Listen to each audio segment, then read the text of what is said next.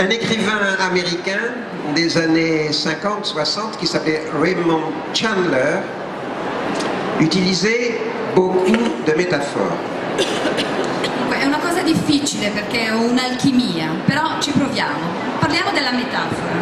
Uno scrittore americano che si chiamava Raymond Chandler usava moltissimo la metafora.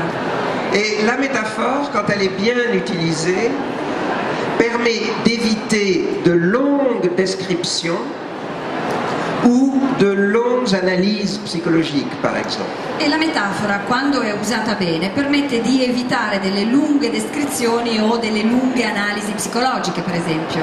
La métaphore n'est pas une image. La metafora non è un'immagine, C'est une évocation.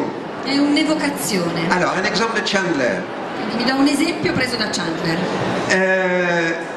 Son détective, qui s'appelle Marlowe, arrive un jour chez une star avec laquelle il a pris rendez-vous.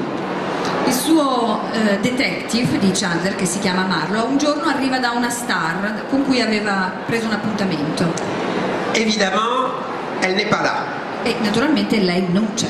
C'est une star, È una star elle est en retard. ed è in ritardo. Alors, on introduit Marlowe dans un grand salon. Quindi Marlowe viene fatto entrare in un grande salone, On l'installe dans un grand fauteuil, viene fatto accomodare in una grande poltrona, et il est seul lui è solo, et il attend aspetta la star. la star.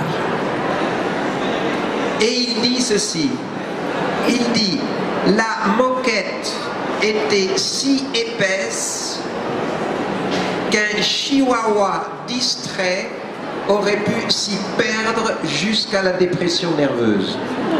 E dice questo, dice la moquette era così spessa che un chihuahua distratto avrebbe potuto perdersi nella depressione nervosa. Et là on a tout.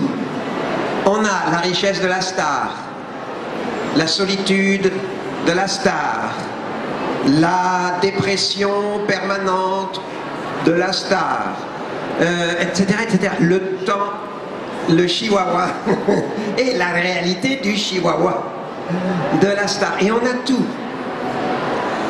Et c'est pour ça que quand on produit des images, comme des métaphores comme celle-là, il est important après d'avoir une traductrice comme Yasmine, qui dit métaphore. Elle ne dit pas image. Donc ça ne va pas être traduit platement. Elle dit aussi ça, c'est une métaphore, ça a du sens. Et elle va chercher, au lieu de la traduction exacte, elle va chercher le sens de cette métaphore. Et elle va traduire pour rendre le maximum de sens de cette métaphore. E in questa metafora abbiamo tutto, abbiamo la ricchezza della star, la solitudine della star, la depressione della star e l'elemento di realtà della star, cioè il chihuahua, c'è assolutamente tutto.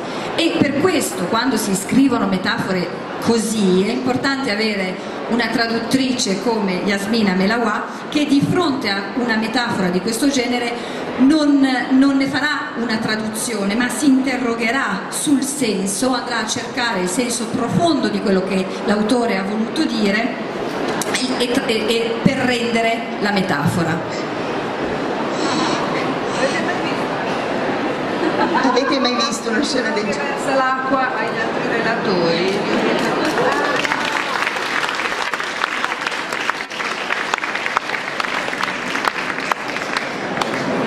A proposito di analisi psicologiche,